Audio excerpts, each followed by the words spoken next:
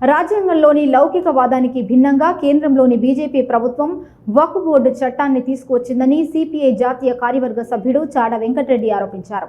సిద్దిపేట జిల్లా హుస్నాబాద్లో మహాత్మా జ్యోతిబా పూలే 198వ జయంతి సందర్భంగా పార్టీ శ్రేణులతో కలిసి డాక్టర్ బిఆర్ అంబేద్కర్ విగ్రహానికి, జ్యోతిబా పూలే చిత్రపటానికి చాడ వెంకటరెడ్డి పూలమాలలు వేసి నివాళులర్పించారు.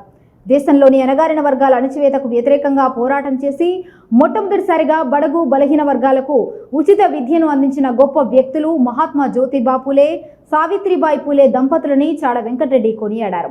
మహాత్మా జ్యోతిబా పూలేను ఆదర్శంగా తీసుకొని డాక్టర్ బిఆర్ అంబేద్కర్ రాజ్యాంగంలో లౌకికవాదాన్ని పొందుపరిచారని పేర్కొన్నారు. దేశంలో నేడు కులాలు, మతాలకు అతీతంగా మానవత్వంతో కూడిన వ్యవస్థను నిర్మించడమే లక్ష్యంగా ప్రతి ఒక్కరూ పూలే ఆశయాలను స్ఫూర్తిగా తీసుకొని అడుగులు వేయాలన్నారు. దేశంలో పేదలకు కూడు గూడు నీడ ఉపాధి కల్పించడంలో ప్రధాని నరేంద్ర మోదీ ప్రభుత్వం విఫలమైందని మండిపడ్డారు. మత రాజకీయాలు చేస్తూ సెంటిమెంట్తో అధికారంలోకి రావడానికి ప్రయత్నిస్తున్నారని ధ్వజమెత్తారు. దేశవ్యాప్తంగా బీసీ కులగణన చేపట్టాలని డిమాండ్ చేశారు.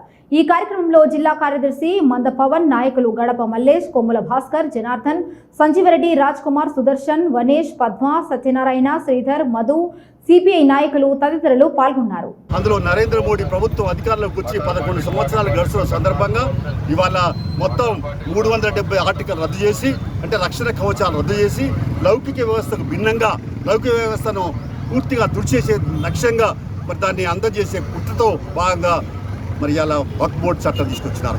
ఏమిటి ఇప్పటిదాకా ఏమైంది? ఇక్కడ ఏం లేదు. ఇరుబుల్ తలాక్ అని ఇట్లాంటివన్నీ వాళ్ళ ఎవరి మత సంప్రదాయాలు వాళ్ళకు ఉంటాయి. కానీ మనం వాళ్ళకి ఏదైతే ఒక మతం మీద ఇంకో మతం పెద్ద చేయకూడదనే డాక్టర్ అంబేద్కర్ గారు రాజ్యాంగం పొందుపరిచారు. అంటే దానికి భిన్నంగా వక్ఫ్ బోర్డు చట్టాలు తీసుకొస్తాడు. 170 ఆర్టికల్ రద్దు చేసి మరి అక్కడ జమ్మూ కాశ్మీర్ 2 ముక్కలు చేసి, జమ్మూ కాశ్మీర్ అసెంబ్లీని వేరే చేసి అంతా మరి ఈ రకంగా నిర్లక్ష్యంగా వరిస్తున్నటువంటి పరిస్థితుల్లో ఇవాళ జ్యోతిరావు పూలే ఆశయాలను ముందుకు తీసుకెళ్లాల్సిన కర్తవ్యం ప్రతి ఒక్కరి పైన ఉన్నది.